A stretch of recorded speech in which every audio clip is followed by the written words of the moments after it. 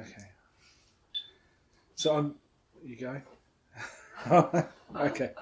So I'm Kieran. A couple of years ago, I guess, I was decided that I should make a podcast about climate change because there wasn't one. And I got James Renwick here on the phone. And crazily enough, he just came to my house and sat and talked for a few hours about climate change. And ever since I've been doing loads of stuff. So loads of all sorts of things. Yeah. Should we go this way?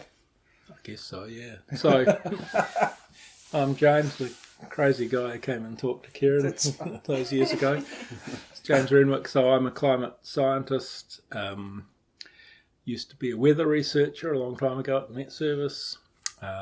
Worked at NIWA, now I'm at Victoria University, doing intergovernmental panel on climate change and climate change commission these days. But I'm interested in climate action. That's really what it's about, I've been reporting on this stuff for a long time now, and it's just been getting worse and worse and worse. And we really need to see action, so I'm just up for anything that'll create a bit of attention or shift opinions in Parliament or with the public, anything, basically, because we really do need to get into it, don't we? Yeah, we do. So, yeah, that's me. So I'm David, and I'm up for anything as well. Yeah, and having a lot of fun. Cool. Yeah. I'm tired, so I'm going to reserve my energy and not say anything more about myself. Yeah, thanks. I'm Trace. I'm from the United States, just here on a working holiday. I have a degree in biochemistry. But yeah, I'm just really interested in trying to get involved in climate change activism, and just activism in general, but especially worried about the climate. So yeah, and I've just been helping David out here and there the last couple of weeks. Hi, I'm Kate, and I'm the person that helped you with gluing your hand on with David, and then I thought I might as well glue mine on, and I feel the same as James about climate action. I think it's got to get serious now, and I just like bringing people together. Yep. Cool. Kia ora koutou, I'm Tim Jones, and I've been involved in climate activism, I guess, sort of really actively for about the last 10 years, and the main two areas I'm involved in at the moment are campaigning. I've been for that time been a member of Coal Action Network Aotearoa, which is the national campaign against coal mining and use, so we're looking for an end to both of those things and a just transition away from them. I'm also involved in low carbon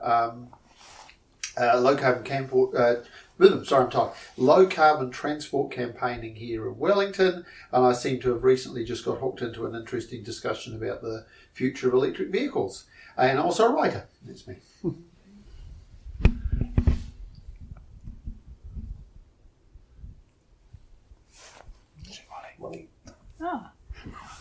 So I'm Molly Mellish and have been active on environmental and energy matters really almost since I came to New Zealand in 1963. I did do a course in bioecology in 1956, long before it was fashionable. And just at the beginning of ecology is a very scientific, intense study. And I did a master's in physical chemistry at UCLA in 1963. So married and come to New Zealand and have talked about climate change ever since.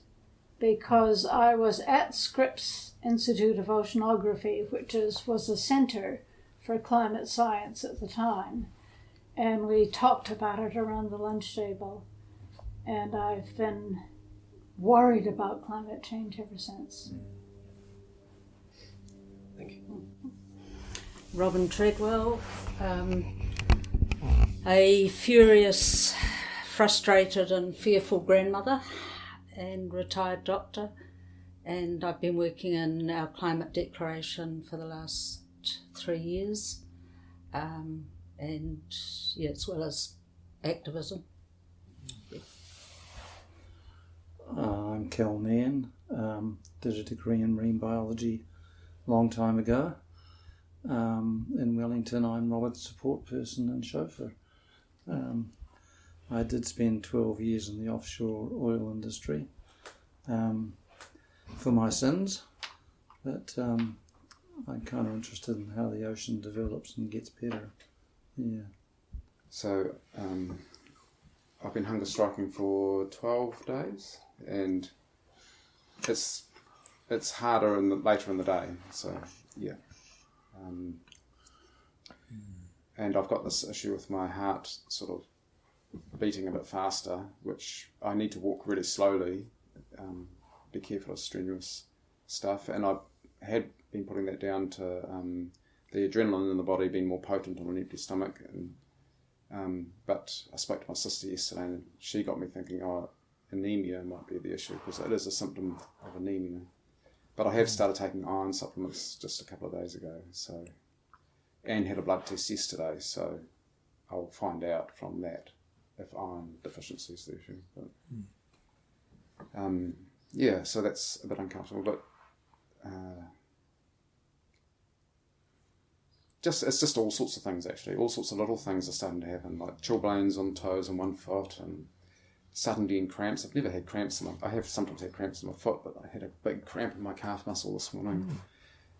This funny blocked ears thing, which has mostly been absent today, but coming back now. I find that sort of like a wall going up between myself and everyone else. It's blocked ears, and hearing sounds when people speak certain pitches, the sound is distorted, and that's a bit weird. Yeah.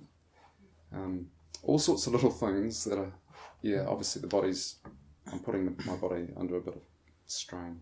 Yeah.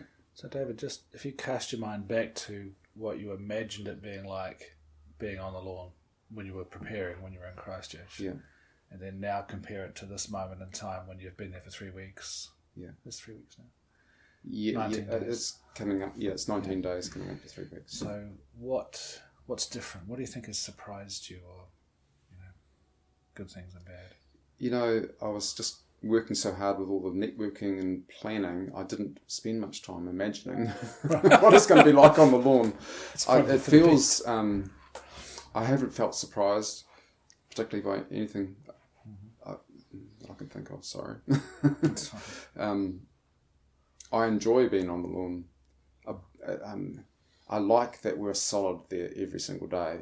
That's like a commitment, and we're there no matter what, if it's raining. I am cutting it back a bit now. Like, I wasn't there this morning because I knew this was coming up this evening, so I wanted to have it a bit more easy this morning. I'm enjoying it on the lawn, and the weather's been really kind. I'm enjoying the challenge of being present with people in a way that's not sort of pushing them away. That's like a learning.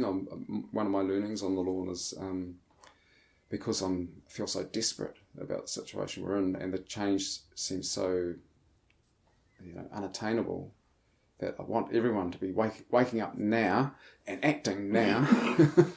And people start to back away if you've got that sort of energy. So just learning to mellow and get be curious about other people has been quite an important learning. And just wait until they are curious about what I'm about. It was one thing I'd noticed, and Kate has been here on the lawn longer than anyone else really, is that sense that once you're there, there's kind of nothing but time. Yeah. That you, all that anxiety and pressure you feel to do something can take a back seat because you're actually on the lawn. So James, yourself, what do you think about the different forms of activism that you've seen over the last few years? Because it has been quite a surge, hasn't it? Oh, it definitely has, yeah. Especially in the last couple of years, I think there's been the real upsurgence in terms of the school strike movement and Extinction Rebellion. And I think it's partly just certain people kind of taking action, realising the situation, but also some of the messages coming out, some of the events that have been happening, the fires, the heat waves, whatever, and that IPCC report on 1.5 degrees of warming that's nearly 2 years ago now, it came out, said, we've got to get to zero emissions, we've got to halve emissions by 2030. That really woke a lot of people up, I think. So that's driven a lot of concern in the public mind. And yet, we still haven't got anything much happening, right? I mean, emissions have continued to go up globally. Sure, the change of government here, the Zero Carbon Act, etc., is good. I mean, it's great. Yeah. But it hasn't led to a result yet. And, New Zealand has got to work with other countries to make a real difference in the world. So it's not gotten any easier, that's for sure. One thing we've noticed is that scientists like Catherine Hayhoe have started as climate scientists, and they wind up becoming communicators. Yeah, absolutely. And that's probably something that's happened for you a bit, eh? Yeah, a bit. That's right. I mean, I've been studying the climate for 30 years, and it sort of dawned on me slowly. I understood pretty early on what was happening and that, the climate was changing, but just what that meant, I didn't really get it, I think, for the first 7 or 8 years. It was sort of late 90s, beginning of the 2000s or something. I started to think, geez, this is really a big deal. This is really going to make a difference for my family. Seriously? Yeah. It took me a while. It's still an interesting scientific problem, right? I didn't really think about the implications of it for the first few years. Once I did, I thought, geez, we really got to sort this out. And, I know a lot of scientists who do, to a greater or lesser degree, do some kind of public communication stuff. Yeah. There's a guy on Twitter and YouTube and on social media, Climate Adam. He's a atmospheric physicist. He's late 20s, I think, and he just decided he understands the science and he's just committed himself to communicating with the public about the problem because that's more important than doing more research, in his opinion. Yes. And that's not uncommon. I mean, having said that, there are still a lot of people who are doing science or doing whatever, and they're not being, they're not public communicators, and they're not especially activist, and that's okay too, right? I mean, it's not like everybody has to be doing these things. I noticed the other day Andy Reisinger, who's an ag research scientist, was writing haiku. Yeah, he did that brilliant series of haiku about the 1.5 degree report. Yeah, he's just gone back. He's just moved to Ministry of the Environment, actually. He's just starting there again. He was there years ago. So the other thing that I suppose people are wondering about a lot, that they've seen all these movements around Parliament and the creation of the what are they called? The group. I forgot. No. The little coalition in government. Climate Commission. The climate. Oh, right. Yeah. Duh. Yes. I've been on the lawn. Quite extinction rebellion. A little bit tired on the lawn today. Climate Commission. So, from your point of view, what's their role? What will they be doing?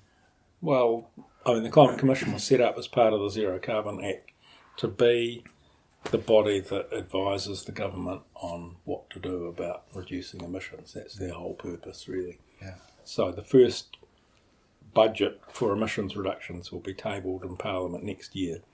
Yeah. Right now, the Commission staff are working through, what changes would have to be made in the transport sector, in industrial power production, and agriculture, forestry. There's now extra work being done about the implications of closing down TY smelter and how best to respond to that with the electricity system, and so on and so forth. So in about 8 months or so, the Commission has to table some documents that say, here's what we think the government needs to facilitate in terms of emissions reductions, and here's the things in all these different sectors that the Commission thinks should happen. I mean, the Commission has no power, though. It advises the government, and the government decides what it's going to do. So the Act does say that, government would have to have a really good reason to ignore the advice or choose to do something different, but there's no legislative power behind those budgets that are going to be tabled.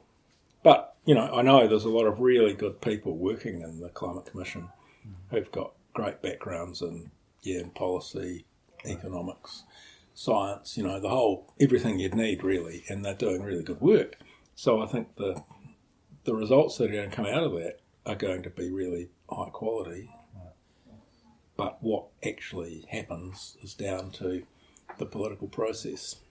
So from a activism point of view, I suppose it's a case of making sure that the public understand how necessary all of those things are. Yeah, I guess so.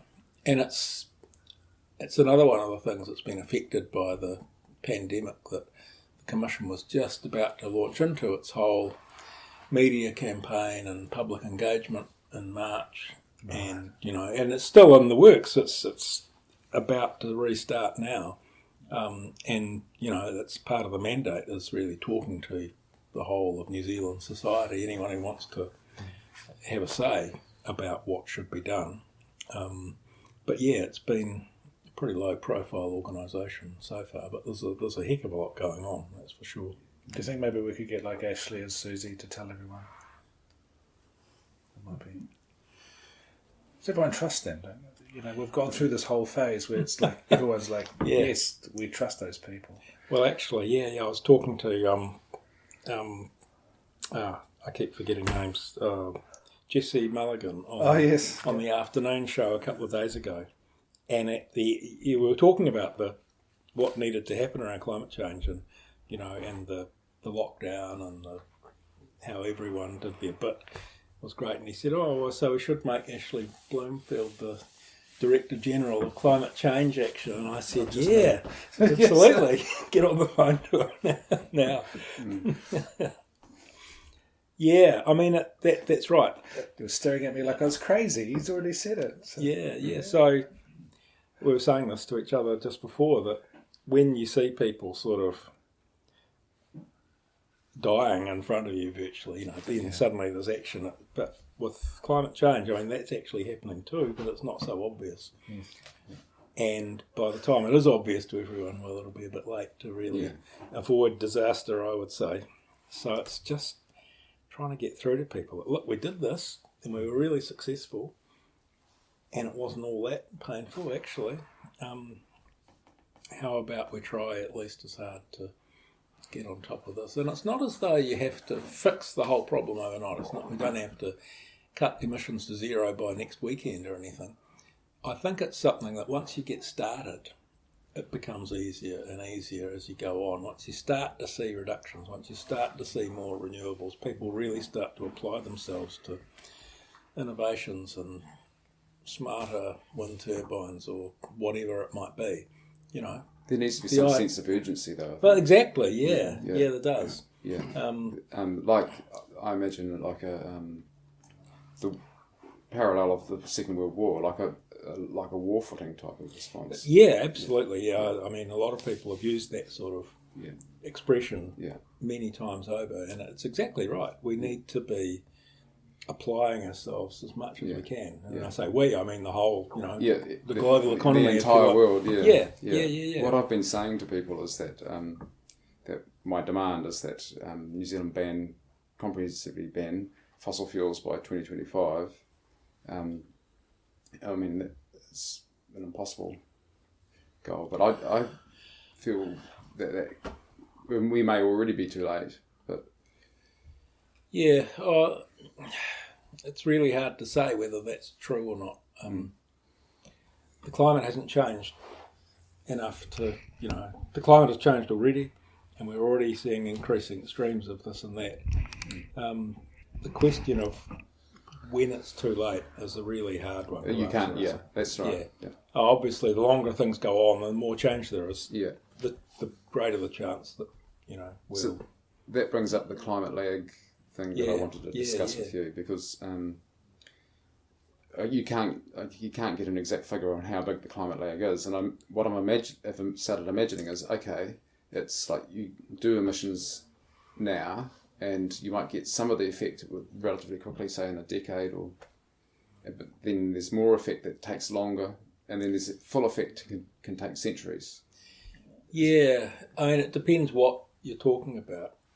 The atmosphere responds pretty immediately, or within a matter of months. Oh, really? The oceans, you're talking more about centuries in total before the whole of the depth of the oceans kind of responded. And for the ice sheets, it's thousands of years. Yeah. So we know already, if you turned off the tap of emissions tomorrow, sea levels would keep rising for at least 200 or 300 years from here. I mean, not the rate of rise would slow down quite fast, but they would keep rising. So the ice would keep melting for hundreds of years. Okay. So what about the heating?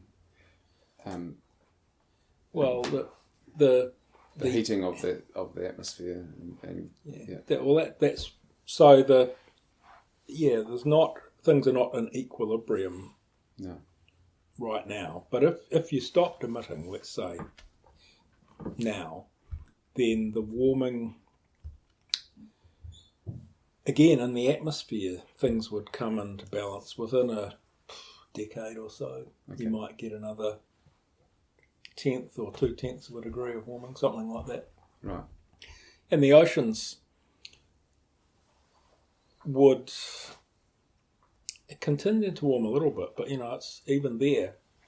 The amount of energy being put into the climate system from increasing greenhouse gases, it's fairly fast. So if you cap the level of greenhouse gases in the air today, that pretty much stops the increase in heating within not quite instantaneously, but quite quickly.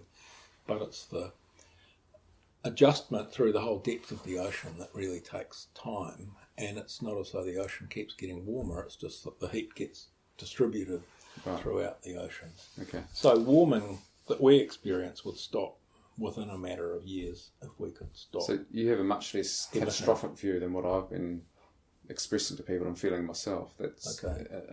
I've been imagining that a couple of things. One is that if you look, a figure that I've actually learned while on the lawn is that if you look at all the emissions since about 1990 to the present, that's half of the total emissions since the beginning of the Industrial Revolution. That's how much it's been accelerating. Yeah, it's been an exponential rise in emissions. I find that incredibly scary, and I was thinking the lag might be 10, 20, 30, 40, 50, and quite possible that we wouldn't have any of that on average effect. Like we've doubled emissions since 1990. We've got all that yet to catch up with us, and already we have 9 of the 15 known tipping points activated. So this sounds completely catastrophic to me. I mean, I can't see how with 9 of the 15 known tipping points activated that you can't say the 10th is going to be activated and then the 11th and the 12th. And I'm not exactly sure which 9 we're talking about here, but I'm taking that from I can't remember the scientists' names, but they put out things saying it was from a Muslim Australian scientist actually, and they were saying that a group of leading climate scientists is the way it was billed, and it's a long article. They said that the most likely outcome of climate change is the collapse of civilization. That was sort of the title of the article. I think I know the report you're talking about. Yeah.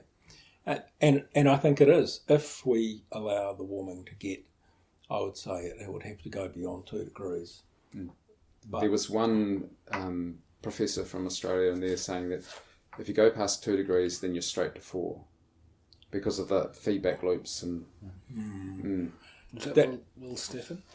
Yeah, but I was thinking, I know Will reasonably well. Yeah. That's not my understanding, is all I can say. I mean, there are things like thawing permafrost in the Arctic and methane clathrates on the seafloor. Yeah. There are feedback in Amazon dieback. Yeah. And as the oceans warm, they can absorb less carbon dioxide, so more of what we emit stays in the atmosphere. Yeah. But as far as I understand it, those things all add to the problem for sure. But that idea that you would go from 2 to 4 degrees sort of irreversibly is not, it's not my understanding, I guess. Yes, okay. It's a risk, I suppose you could say. Yeah, I suppose. I'm not quite sure what would have to happen for that to occur. I mean, The tipping points cascading into each other? yeah, I mean, yeah, but exactly what they would have to be, I'm not sure. Yeah. You'd have to add a truckload more greenhouse gas to the air, and I mean, methane, absolutely. If you put a lot of methane into the atmosphere from the Arctic, that would warm the climate more. Right. But we're not talking about another couple of degrees. We might be talking about another half a degree or so. Okay. It might be a couple of degrees in the Arctic, but on a global average. the And it's all very well to say, in the Arctic. I mean, Yeah. people live in the Arctic. But if it's There a are couple, ecosystems couple in of the degrees in the Arctic. Arctic, then more permafrost is going to thaw. Yeah. Yeah. But the from what I've seen, the message there is, as the permafrost thaws, it releases methane and carbon dioxide into the air. Mm. But as far as we can tell, there's not a point coming up where suddenly it'll go boom and there'll be absolute mega releases. It will just, those releases increase over time, but they don't just explode. Okay. So that adds to the warming, but Yeah. it's not a sort of catastrophic addition. You said to me in our correspondence that the primary driver of all this is our emissions. Absolutely, yeah. And it exceeds dramatically the emissions from the feedback loops. Is that correct? Yeah, at the moment, certainly. And, I'm not saying I know everything or that No. anybody No. understands some of the thresholds that might be out there. But at the moment, the sort of the overwhelming driver is human emissions of carbon dioxide, especially. If we could reduce that, it would start to reduce the problem immediately. Yeah. So we've seen some massive increases in methane emissions, like in the US. They've reduced. They're like, we've reduced our emissions because we're burning less coal. They switched to gas. There's fugitive emissions. There's tons of methane, and we know too that degrades over time and turns into CO2. The heating comes down as a result. A fraction of it does. Yeah, Right, a fraction. So because it just takes a long time, doesn't it? 10 years? Yeah, the methane itself reacts away in about 10 or 12 years or so. Yeah. Right. And I'm not exactly sure how much of it turns into carbon dioxide. So the hydroxyl radical in the atmosphere is what it reacts with, and some of it turns into water vapour, some into CO2, and possibly other species. Once and the CO2, it's like humanly emitted CO2. It's going to be there for a long time. But the methane itself, as methane, lasts about 12 years or something like that. It makes me that I've had some questioning around that why it seems very arbitrary to choose, because it's spread out over 100 years. The effect of the methane, when you're calculating it for the emissions trading scheme, is spread out over 100 years. That seems very arbitrary. It is. And maybe that's a bit unfair on the methane emitters, because one way I thought you could do it is you could say take the full potency of methane and multiply it by 12 years, which is how long it lasts, then take the full potency of carbon dioxide and multiply it by how many years it lasts. And that would be the accurate comparison. In a way, Yeah. absolutely. Right. And that sort of argument's behind why the Zero Carbon Act treats them separately. Yeah. Zero carbon dioxide by 2050, but it's a big range, 25 to 47% or something, reduction in methane by 2050. Yeah. Just with the idea that, methane is more absorbent of energy than carbon dioxide, but as you reduce the emissions of methane, the quantity in the atmosphere starts to fall quite fast, whereas for carbon dioxide it takes hundreds, if not thousands of years to go down again. Yeah, so farmers have a point about... Farmers actually do have a point, yeah. There's a catch though. It's not about science, it's about politics and policy. That the United Nations Framework Convention on Climate Change, which is what gave us the Kyoto Protocol and the Paris Agreement and all that, it works on this carbon dioxide equivalent, 100-year time frame for methane and all that. So you create this you estimate what your methane emissions are worth in terms of carbon dioxide equivalents, and they're not equivalent. It's a sort of fake calculation. Right. That's what all of the international policy is built on, Right. and it's what New Zealand has to report to the UN and their national inventories that the MFE generate. That's what they have to come up with, and that's how it's done. It's just the way it is.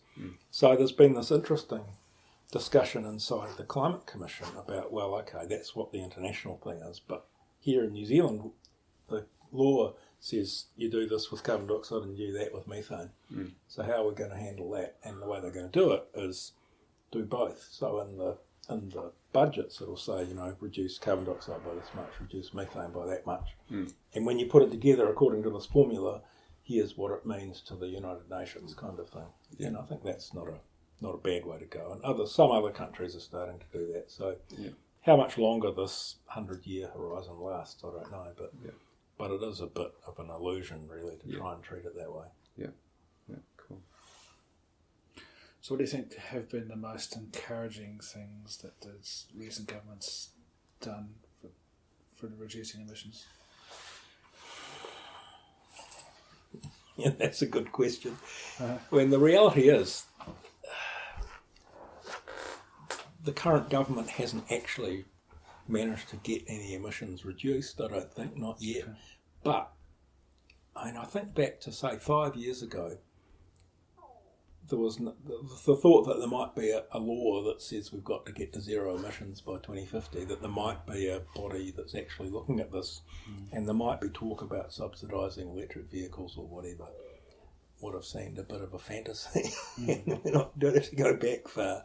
So this government has made some pretty big changes in terms of how it operates and what the sort of policy landscape looks like.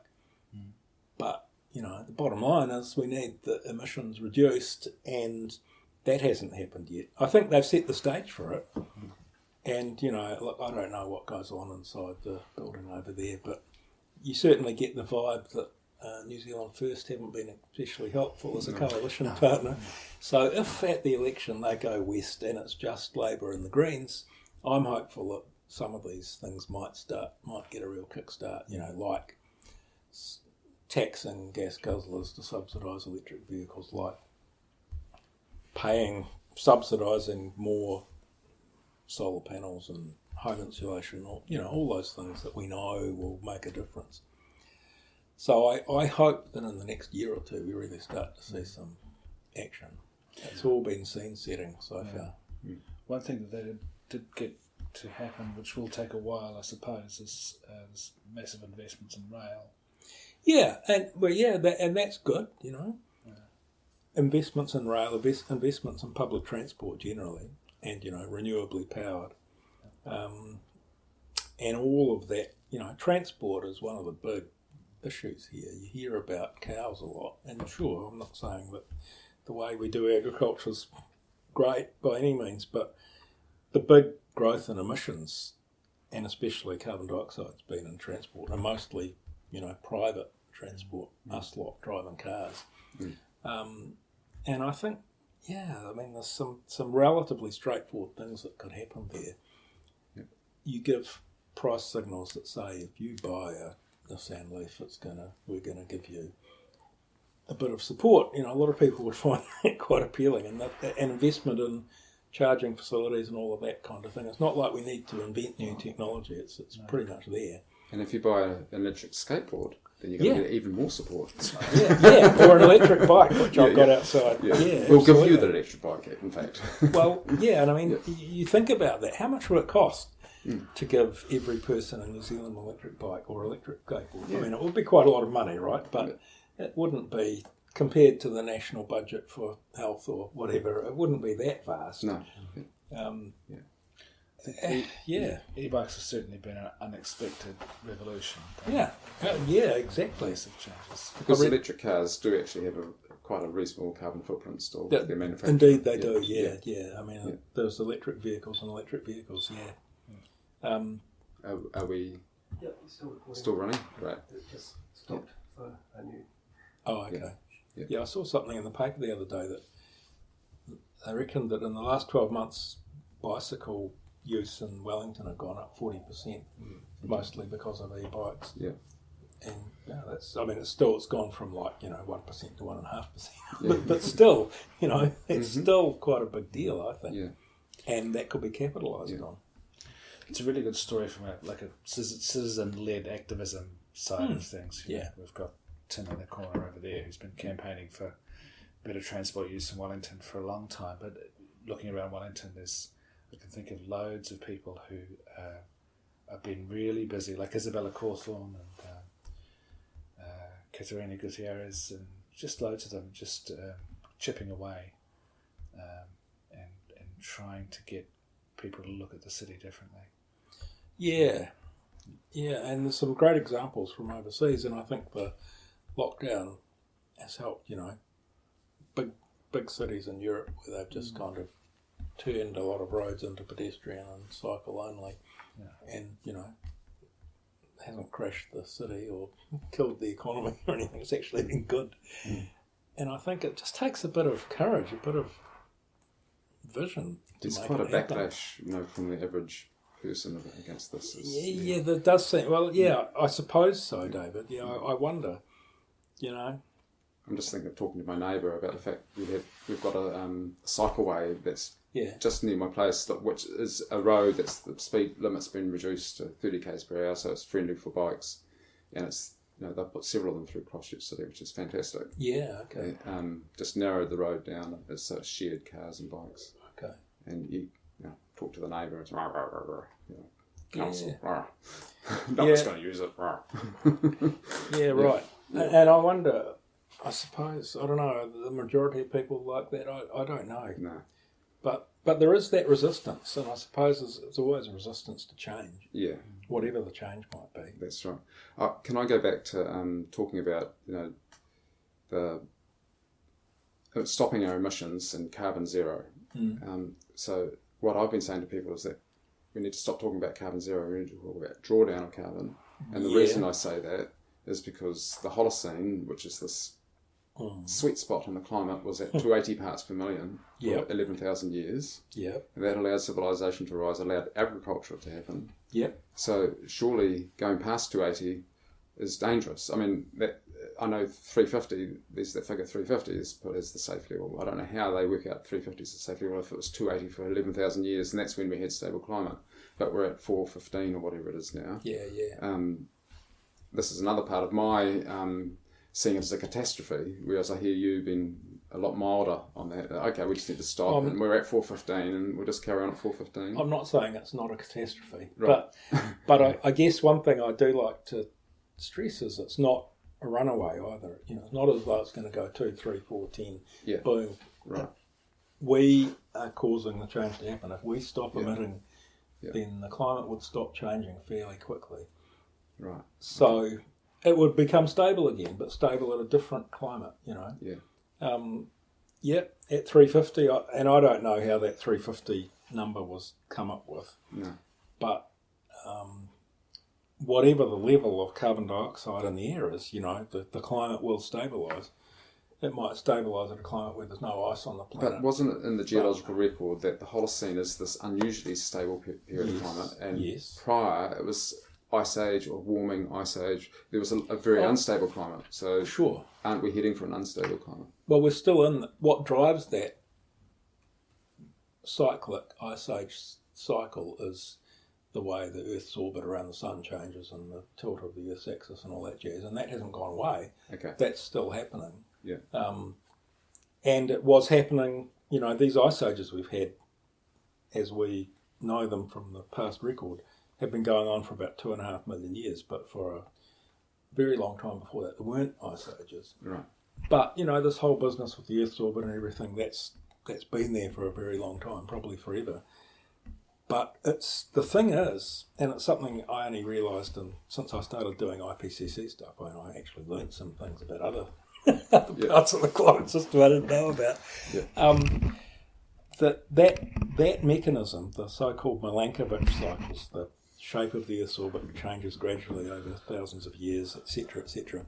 What that does is it changes the amount of sunlight that falls on especially the northern hemisphere in summer. It's where the big continents are at the sort of higher latitudes. It's where snow and ice can build up if it gets cold. Mm-hmm. So what happens is that gradually over, this is thousands of years, the amount of sunlight that falls in summer on Eurasia and North America decreases, and the summer snowmelt doesn't work so well, and so snow starts to build up, and ice that turns into ice, and that reflects more sunlight, so that it accelerates the issue. Feedback loop. Yeah, exactly. So over tens of thousands of years, these big ice sheets build up on the northern continents, and then the way the cycles are changing, it's going the other way, and you start to get more sunlight, and so it all reverses. But the amount of change in solar energy that falls on the Earth is quite small, and if there's more than about 300 parts per million carbon dioxide in the atmosphere, the greenhouse warming from that drowns out what the sun's doing and the changes in the orbit. So you can only get ice ages like that if you've got less than 300 parts per million carbon dioxide. Okay. And so, 60 million years ago there was, 2,000 parts per million carbon dioxide in the atmosphere, and the climate was on average 10 or 15 degrees warmer than it is now, and there were no ice sheets, and sea levels were 70 metres high. Was that for a relatively brief period? It was 50 million years. Oh, is that all? It was Okay. quite a long time. And, go back further, there's been all sorts of gyrations, but since about 60 million years ago through to about 4 million years ago, and, I'm no guru on this, but, from having read a few textbooks, carbon dioxide levels in the atmosphere gradually decreased from this sort of 1,000 parts per million got down to about 300, about 3 million years ago, roughly speaking.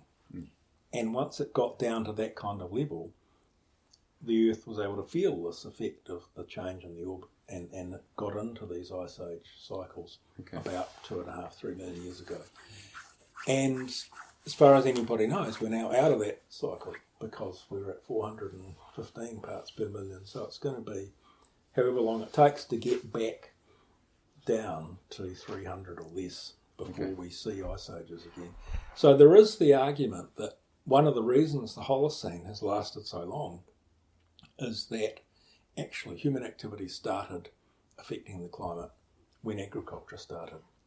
And you started having things like rice paddies that released methane, and there's a whole school of thought around how especially methane emissions raised the level of methane in the atmosphere 7,000 or 8,000 years ago, and that's, other things being equal, the climate would have cooled off by now, and we would be going back into an ice age already. But human activity helped to stop that from happening.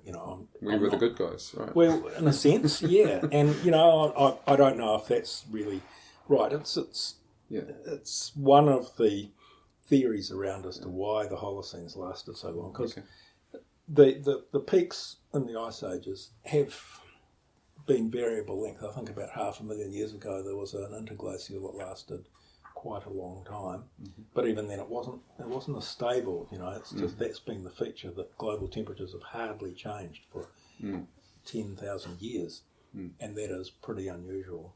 And probably it seems plausible to me that humans have, buggered up the natural cycle. That it's unlikely to stay stable. No, well, that's the thing. Stable.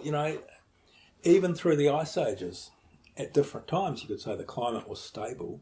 You get to the depths of an ice age where global temperatures are maybe 6 degrees colder than present, and there's ice everywhere, and sea levels are 120 metres lower and all that. But that lasted for thousands of years, and the climate was stable. At that level. It was a lot colder and all the rest of it. And then you get this really rapid, as things warm up, everything sort of breaks up quickly.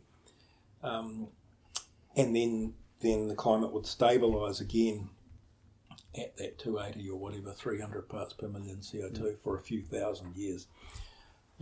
Climate stability, it's on that sort of timescale. We're seeing things happening over years, decades, and the climate is not stable right now. It's running to catch up with what human activity is doing.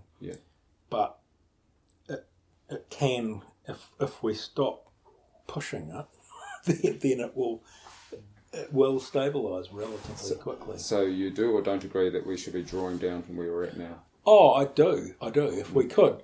Because, yes, the climate's been stable and it can be stable at different points. But the thing is, it's the climate that we've got used to as a civilization. Like you say, it's what enabled agriculture to develop in cities and everything we see around us now. We've got, without really realising it, human society has got very used to exploiting the climate that we've had for the last 10,000 years. And a lot of things depend on that. Where we grow the crops, all of those things depend on the climate that we used to have. And now already we don't really have that climate anymore. So the more it changes, the more and more and more we have to run to sort of keep up with that.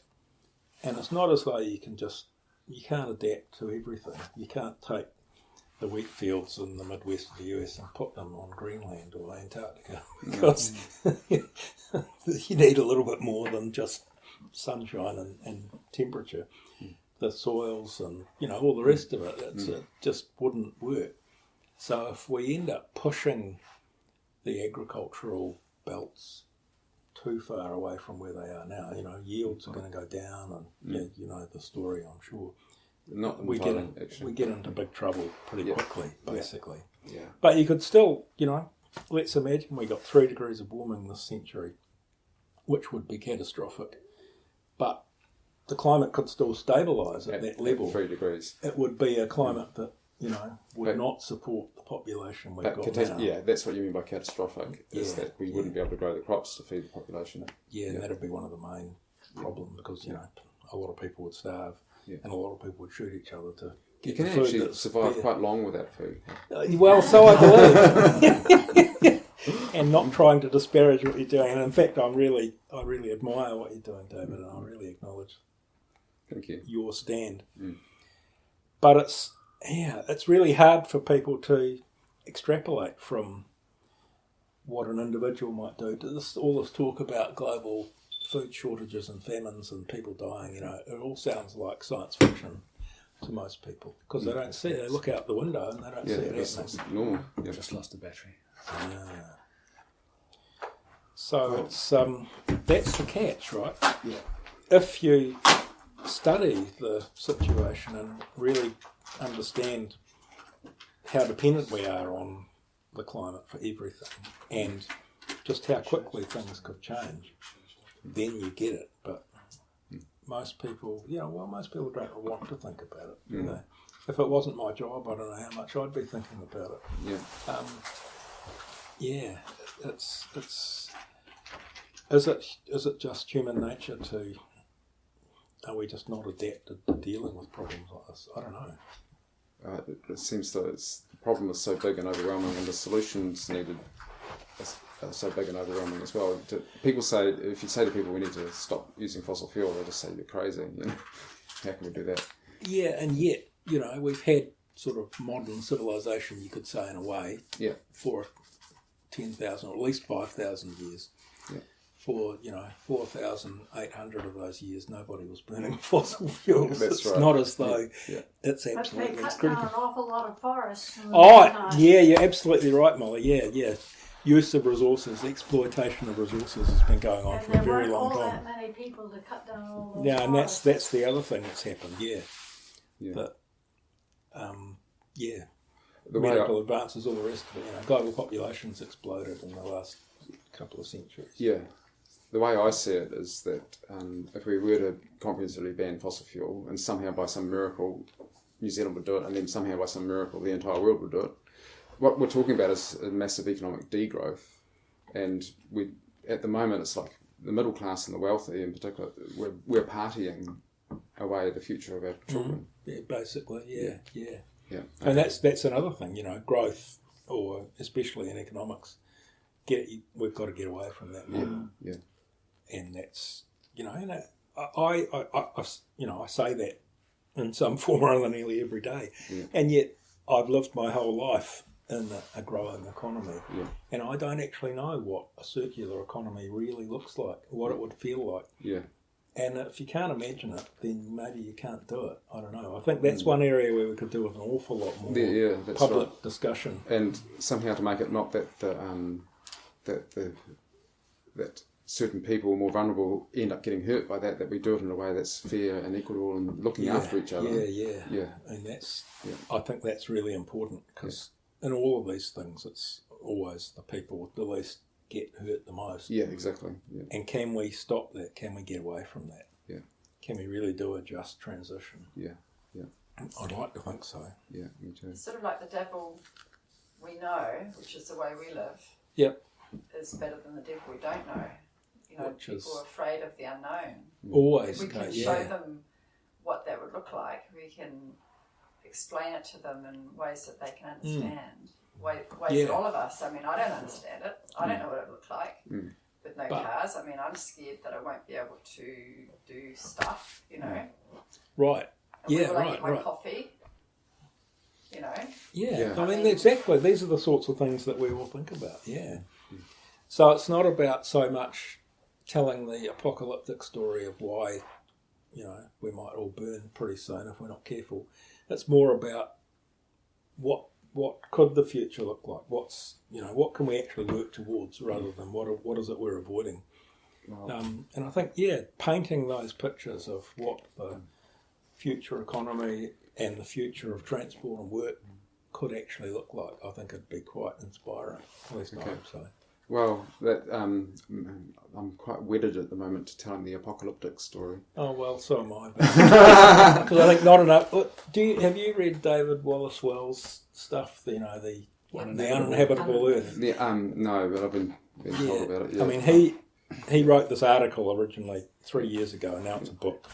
But one of the things he said in that was, you know, he didn't think that alarmism or denialism or anything were the big problems with climate change. It was mostly just complacency. He said there's far more people who just have no idea than there are people who are, you know, too scared. He said, as far as he could see with climate change, there's no such thing as being too scared. No, yeah. Well, I think that's really good. I don't think it's right to start talking about all the solutions. Well, you can have them as part of the conversation, but unless you really understand the scale of the problem, you won't actually have the solutions that match the scale. And you of the won't problem. want to worry about it until you realise how. Yeah, and then when you say, okay, this means my children and grandchildren are going to be like. I like Greta's analogy of your house is on fire, and so I've added with this when thinking about this project. Our house is on fire and our children are inside. Yeah. So, and what's fueling that fire is coal, oil and gas. It's like there's a stream and our children are in that fire. And so we thought, well, okay, we might turn off the oil around about 2050, or we'll stop exploring for the oil in 2050. Yeah, actually. we're hosing the house down with petrol. Yes, exactly. It's like your house is on fire, your children are inside, it's time to panic and start doing something. Not make the problem worse. Yeah. And Labour congratulates itself because it's stopped oil permit for exploring for oil from 2050 or 20... But sooner than that, about 40. 2040, 2035. Yeah. So. But that's just new permits. That's new permits. It's not counting all the existing permits, which are still exploring for oil and all the oil that's already been discovered. Yeah. So it's like, okay, we're going to sort of turn the tap down one notch. Oh, we'll do that later, actually. We'll turn the tap down one notch. Yeah. I think in a way, what will save this, is the collapse of industries altogether.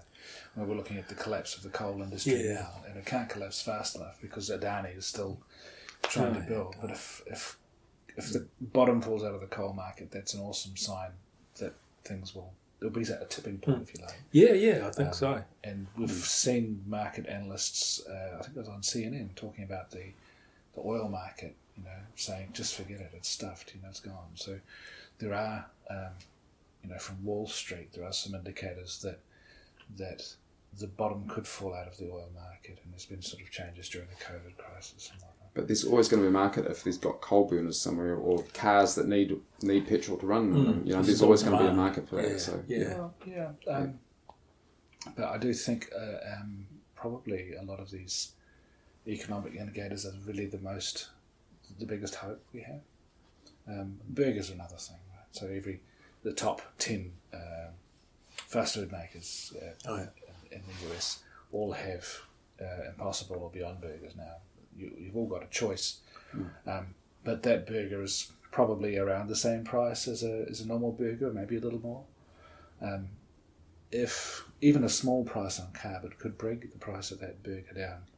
If it was a couple of dollars cheaper for the plant-based burger, that could be a massive shift, and it's those big shifts in economic markets that can really stuff things for them. Yeah, that's right. Make the big changes. So we've had just recently, and this is 350, their campaign to get banks to divest from fossil fuels. Yeah, that's been amazingly successful, hasn't it? Yeah. And again, it's not something you would have predicted 10 years ago, I don't think. No. So yeah, things can change really quickly, and it's really sad, but money talks, and if the Wall Street guys are behind it or not behind it, that can make a big difference, and things can change quite fast. I was just reading about that today, but that targets what they call the IOCs. I don't know what that stands for, but not the national ones like Saudi Arabia, and it doesn't bother them at all. So these are quite big outfits. It's the independent oil companies rather than national oil companies, and they get attacked by removing investment. But people like Saudi Arabia, there's only like 2% of that company is invested in. It's all national, so they'll just keep going. So it's like the IOC are the low-hanging fruit, and in a way, it's wrong to focus on divestment when you should be focusing on just stopping, So it's almost, and then I was thinking it's almost like greenwashing, or it's almost like deflecting getting away from oil altogether, So it's like sometimes it seems like there's layers and layers and layers. Like you think, oh, we're winning, and then you're like, oh fuck, we're not winning. It's how it feels, or that's what it looks like.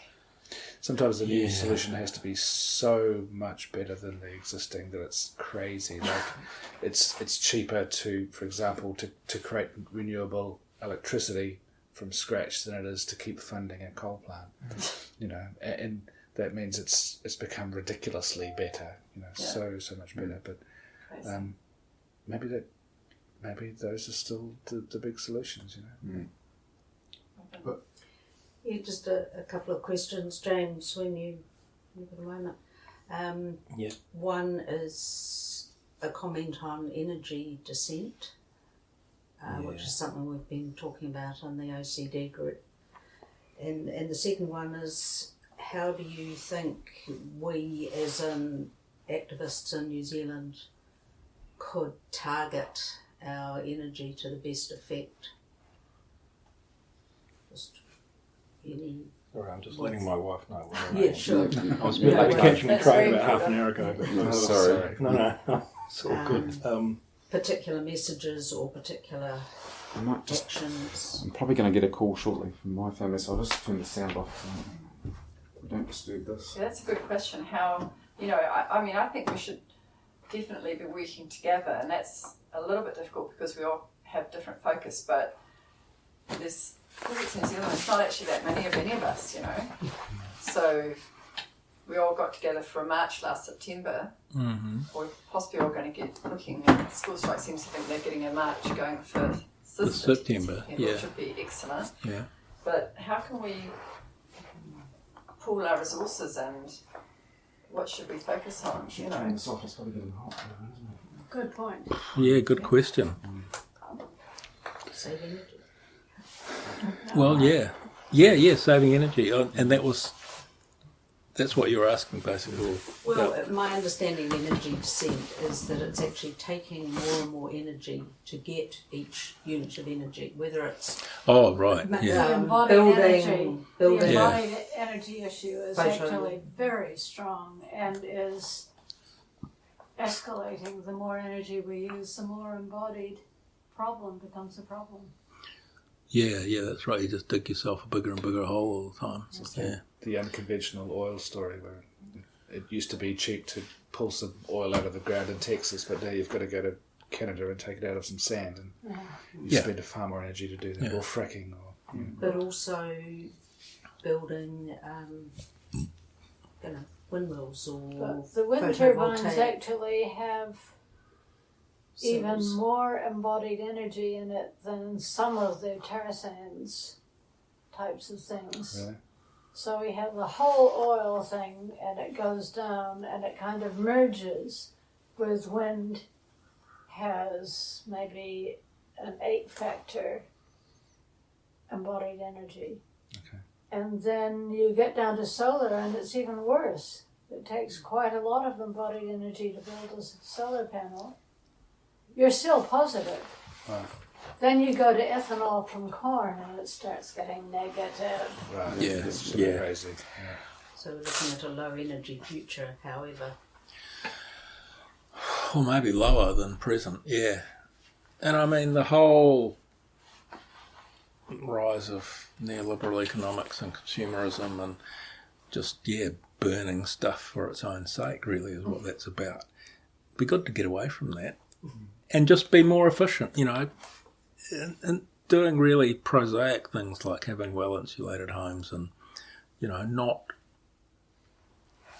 thinking a bit about your travel and do you really need to make this trip and, just being a bit smart. And I often think, like you were saying, David, that global emissions of greenhouse gases in the last 30 years we've emitted as much as in the previous 230 years. Yeah.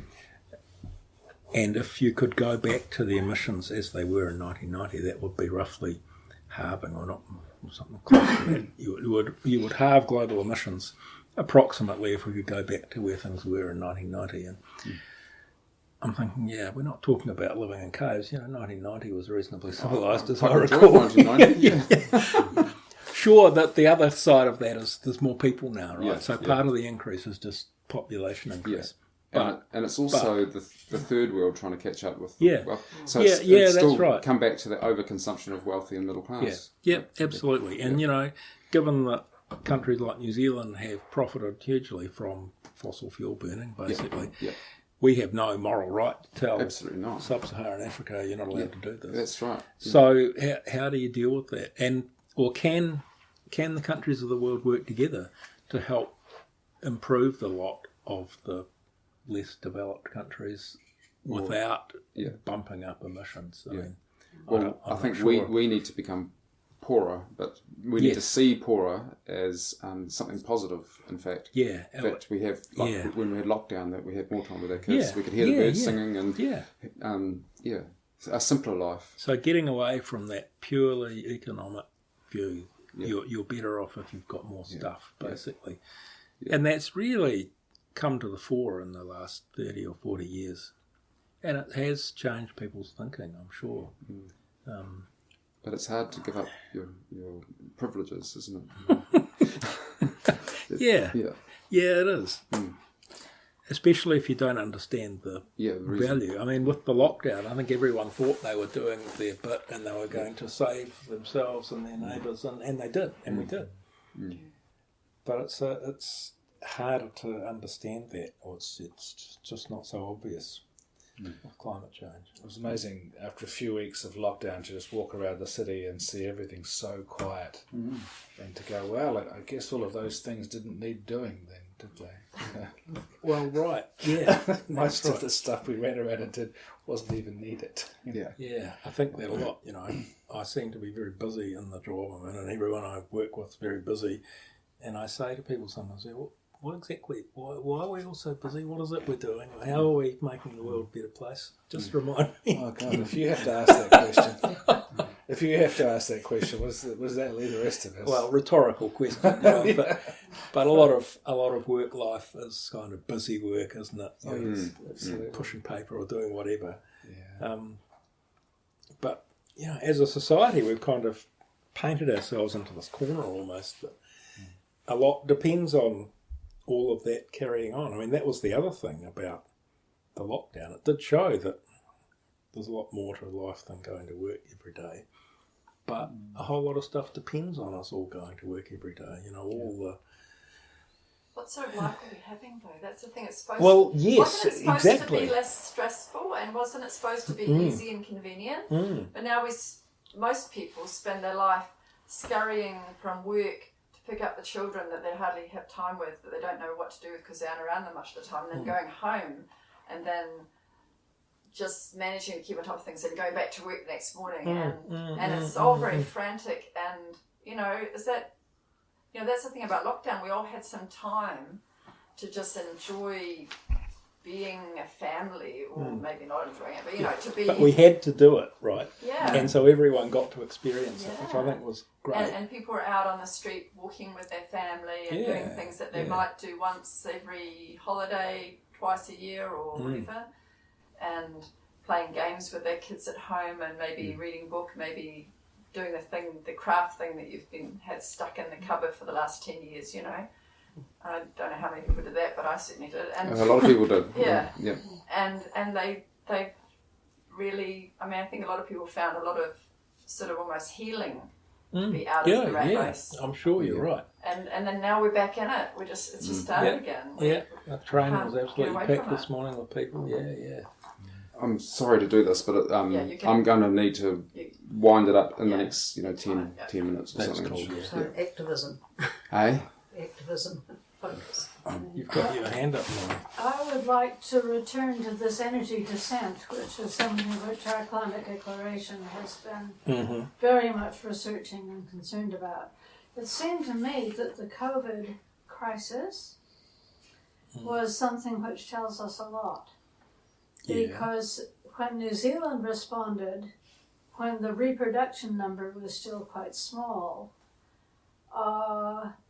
we did it. Yep. When Trump and the Brazilian guy and the others said, we'll have a better life if we go on this other way. And they had millions of cases and hundreds of thousands of deaths as a result. Now, I think I'm, in a sense, with David, worried about tipping points and the climate lag. It seems to me that you have made us feel not quite so worried that the temperature might go up to 2.5, 3 degrees, but not go on escalating. Whereas I thought that the exponential nature of the climate temperature curve is telling me to panic. Right. Because if they panicked when the COVID occurred, they might have kept it lower. And the emissions of greenhouse gases, especially carbon dioxide, have gone up roughly exponentially. That's the point. We're on an exponential curve. Yeah, but the temperature response to increasing greenhouse gases is logarithmic. So it flattens out. The more you put in, you get less bang for your buck as you put more in. Yeah. So you've got an exponential and a logarithmic, and you end up with pretty much a straight line. Oh.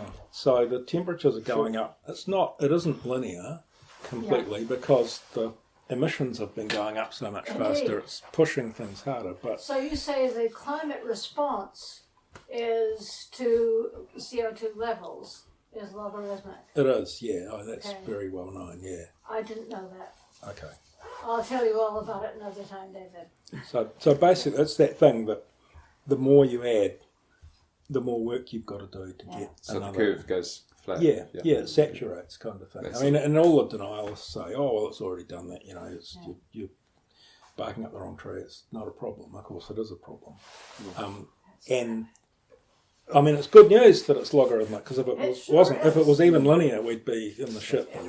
We'd be dead by now, probably. But the COVID thing is not a parallel because it has a very different driver. It's genuinely exponential, and there's no sort of different driver ameliorating effect. So now, James, just before we wrap up, because it looks like we're about to, given that we'll record this and share it with friends and family and stuff, and that they're listening, what would you have to say to them? I guess the audience now is activists and budding activists and communicators and anyone that wants to work on this problem. Well, I would say, we've really got to throw everything we've got at this problem. We've got to get on top of it, or it is catastrophe. Yeah.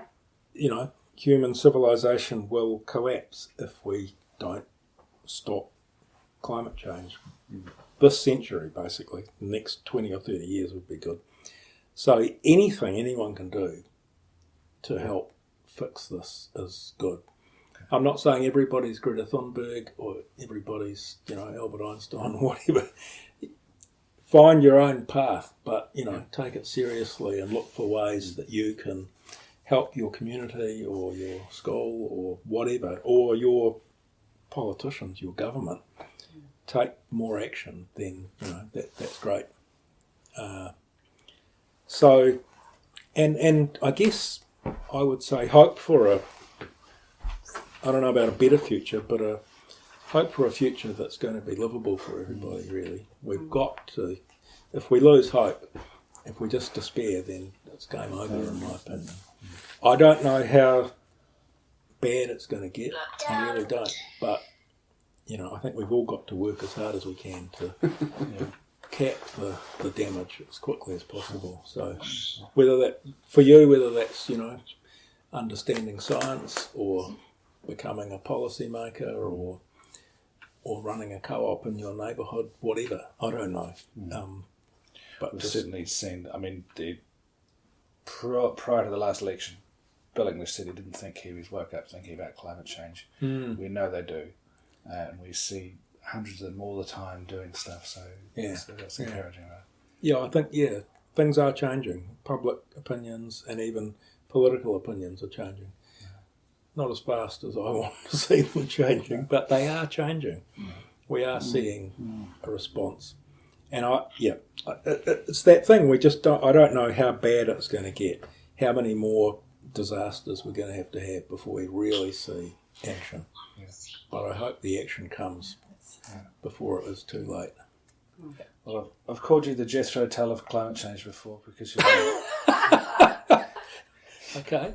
What's Jethro Tull? People, Jethro Tull. It's this band that plays forever and goes around the country. He knows what I mean. He's always there. You've always been there. So a big thank you from all of us.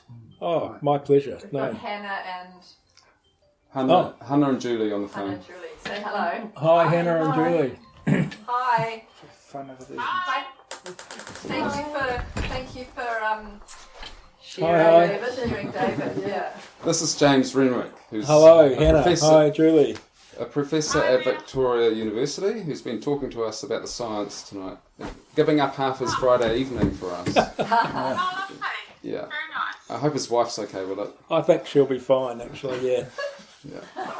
Can you stop saving the planet for once and just go? Yeah.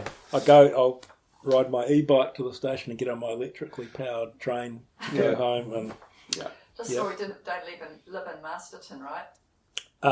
Yes. That's diesel, right? Yeah. And the last train left some time ago. At least on the Kapiti line, they run till midnight. So. No, there's a 9:28 on a Friday night. I used to catch it all. Oh, is there? Over to the Wairarapa. Oh, okay. Oh, wow. It was the How drunkers. about you, Molly? You've just missed a bus. I've just missed my favourite 85X. Oh. That's an 81 bus isn't too bad. Okay. Good. Okay. Many thanks. Yes. Yeah. Yes. I gave a talk. Oh, sorry. I just suddenly remembered I gave a talk just before the lockdown. We didn't realise what was coming, and not that really. There was the arts festival and there was the writers festival, and I got invited to talk a panel about the future. What future do you imagine, 2050, whatever. And we had a sort of futurist person who was into robots and technology, and a medical science thinker, you might say, from the UK, and me, climate guy. And I stood up in front of this audience, and of course it was Wellingtonians, and I started talking about what the future could be like and how, in this future I'm imagining, most people in Wellington don't own a car at all, whether it be electric or whatever, because we've got a public transport system that is so frequent and so reliable that most people can't be bothered driving. And the audience just burst out laughing, rolling about on the floor. And I hadn't anticipated that, but I duh. And it does seem laughable to people. Yeah. It could happen, if there was investment. But lots of things. I mean, look at what we do with mobile phones. Who would have thought, Exactly, that 30 years ago that we're going to take round with us all the time a computer that will be logging where we are. That's right. Who would agree to doing that? And it's also a high spec video camera and etc. Computer. Computer, that's right. So Web it's possible browser. that Wellington could have frequent and Quite and possible. probably inexpensive public transport. And having publicly owned vehicles that Yeah. that you Shared. hire, they're shared, Yeah, and shared that if cars. you want to drive somewhere on a holiday, you just pick up that, and if it runs out of battery, you park it and you pick up the next one that's there to carry on And I with. think people could get used to Like that the life quite scooters. quickly. Yeah, Well, yeah. people should submit on the goal as very small scale compared to what we're talking about, but right now it's just been extended till the 9th of August. There's a submission, there's a decision to be made about whether to remove private vehicles from the Golden Mile. Oh yeah, And Yeah, I that's, did that. yeah. they've I've put just it been on that. extended to Yeah. the 9th of August, so there's still a time to submit. Cool. And the basic thing is it's mainly pedestrian and bus space, and maybe some cycling. And the I sort of put in my submission it should be electric trolley buses down the middle. Yes, well, they talk about ripped out all the infrastructure, didn't they? they had it all there 50 years ago. I know. That one's coming in November. There might be an express bus on the line. All right. Okay, yeah. Sorry, what was that, Derek? I'm not allowed to Who do you talk want to say about trolley hello? buses. You want to say hello to me, darling? Yeah, okay. We'll do that now. All right. Everyone's picking up now. We're taking off. Yeah. Right. Wow. I hope some of these writing will work. Sitting very still.